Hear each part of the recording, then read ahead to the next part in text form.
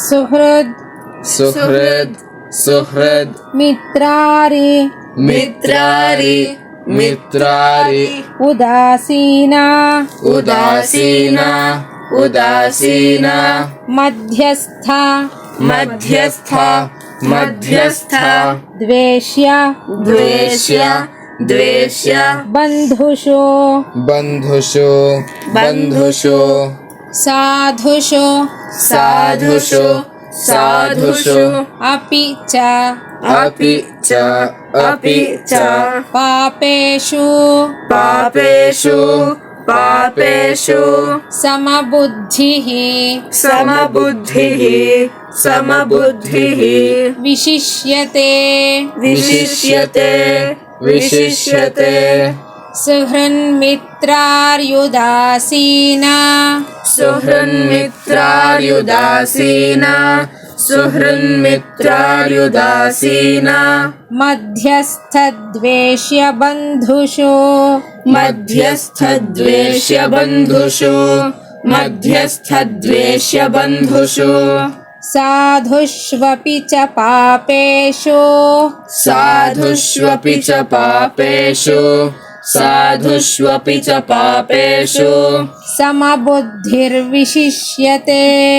समबुद्धिर्विशिष्यते समबुद्धिर्विशिष्यते ಸುಹೃನ್ಮಿತ್ರಾರ್ಯುದಾಸೀನ ಮಧ್ಯಸ್ಥದ್ವೇಷ್ಯ ಬಂಧುಷು सुहृन्मित्रार्युदासीन मध्यस्थद्वेष्य बन्धुषु सुहृन्मित्रार्युदासीन मध्यस्थद्वेष्य बन्धुषु ಸಾಧುಷ್ವಪಿ ಚ ಪಾಪೇಷು ಸಮಬುದ್ಧಿರ್ವಿಶಿಷ್ಯತೆ साधुष्वपि च पापेषु समबुद्धिर्विशिष्यते साधुष्वपि च पापेषु समबुद्धिर्विशिष्यते ಸುಹೃನ್ಮಿತ್ರಾರ್ಯುದಾಸೀನ ಮಧ್ಯಸ್ಥದ್ವೇಷ್ಯ ಬಂಧುಷು ಸಾಧುಷ್ವಪಿ ಚ ಪಾಪೇಷು ಸಮಬುದ್ಧಿರ್ವಿಶಿಷ್ಯತೆ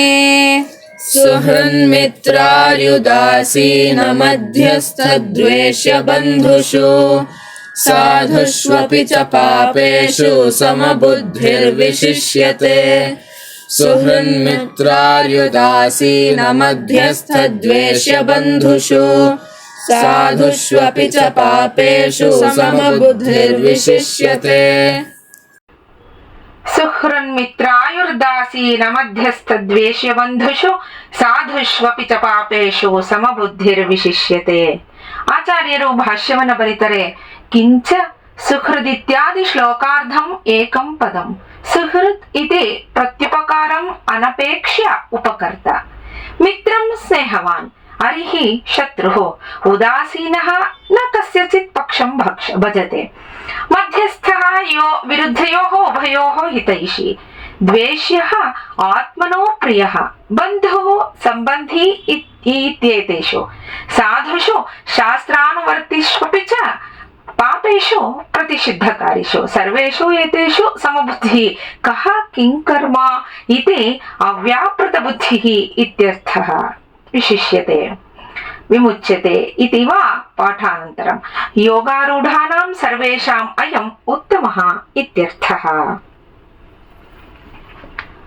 ಸುಹೃತ್ ಅಂದ್ರೆ ಪ್ರತ್ಯುಪಕಾರವನ್ನು ಬಯಸದೆ ಉಪಕಾರವನ್ನ ಮಾಡೋನು. ಮಿತ್ರ ಅಂದ್ರೆ ಸ್ನೇಹ ಉಳ್ಳವನು ಅಂತ. ಅರಿ ಅಂದ್ರೆ ಶತ್ರು. ಉದಾಸೀನ ಅಂತ ಅಂದ್ರೆ ಯಾರ ಪಕ್ಷವನ್ನೂ ವಹಿಸದಿರೋನು. ಮಧ್ಯಸ್ಥ ಅಂದ್ರೆ ಒಬ್ಬರಿಗೊಬ್ರು ಆಗದೇ ಇರೋ ಇಬ್ಬರಿಗೂ ಹಿತವನ್ನ ಕೋರೋನು. ಯಾರ ಕಡೆಗೂ ಇಲ್ಲ ಅವನು ಮಧ್ಯಸ್ಥನಾದವನು. ಏನು ನ್ಯಾಯನೋ ಅದನ್ನ ಮಾತಾಡೋನು. ದ್ವೇಷ್ಯ ಅಂದ್ರೆ ತನಗೆ ಇಷ್ಟವಾಗದೆ ಇರೋನು ಅಂತ. ಬಂಧು ಅಂದ್ರೆ ನೆಂಟ. ಈ ಸುಹೃತ್ತು ಮೊದಲಾದವರಲ್ಲಿಯೂ ಸಾಧುಗಳಲ್ಲೂ ಅಂದ್ರೆ ಶಾಸ್ತ್ರ ಶಾಸ್ತ್ರವನ್ನ ಅನುಸರಿಸಿ ನಡೆಯೋರಲ್ಲೂ, ಅನುಸರಿಸದೆ ಶಾಸ್ತ್ರದಲ್ಲಿನ ಕರ್ಮಗಳನ್ನ ಬೇಡ ಅಂತ ಮಾಡ್ದಲೇ ಇರೋರಲ್ಲೂ, ಈ ಎಲ್ಲರಲ್ಲೂ ಯಾರು ಏನು ಮಾಡ್ತಿದ್ದಾರೆ ಅನ್ನೋದನ್ನ ಮನಸ್ಸಿಗೆ ಹಚ್ಕೊಳ್ಳದೆ ಇರೋನು ಹೆಚ್ಚಿನವ ಅಂತಾನೆ ಭಗವಂತ. ಏನ್ ಹೇಳ್ದಾಗಾಯ್ತು ಅಂತ ಅಂದ್ರೆ, ಸುಹೃತ್ತು, ಮಿತ್ರ, ಅರಿ, ಉದಾಸೀನ, ಮಧ್ಯಸ್ಥ, ದ್ವೇಷ್ಯ, ಬಂಧು, ಇವರಲ್ಲೂ ಸಾಧುಗಳಲ್ಲೂ ಪಾಪಿಗಳಲ್ಲೂ ಯಾರು ಸಮಬುದ್ಧಿಯಾಗಿರ್ತಾನೋ ಅವನೇ ಹೆಚ್ಚಿನವನು, ಅವನೇ ನಿಜವಾದ ಯೋಗಾರೂಢ ಅಂತ ಹೇಳ್ತಾನೆ ಭಗವಂತ. ಯಾರ ಕಡೆಗೂ ಇಲ್ಲ, ಯಾತ್ರ ಬಗ್ಗೆನೂ ತಲೆ ಕೆಡಿಸ್ಕೊಳ್ಳೋದಿಲ್ಲ. ಒಬ್ಬರ ಜೊತೆ ಸ್ನೇಹದಿಂದ ಇರೋದು, ಇನ್ನೊಬ್ಬರನ್ನ ದ್ವೇಷ ಮಾಡೋದು, ಆ ಗುಣ ಇರೋದೇ ಇಲ್ಲ.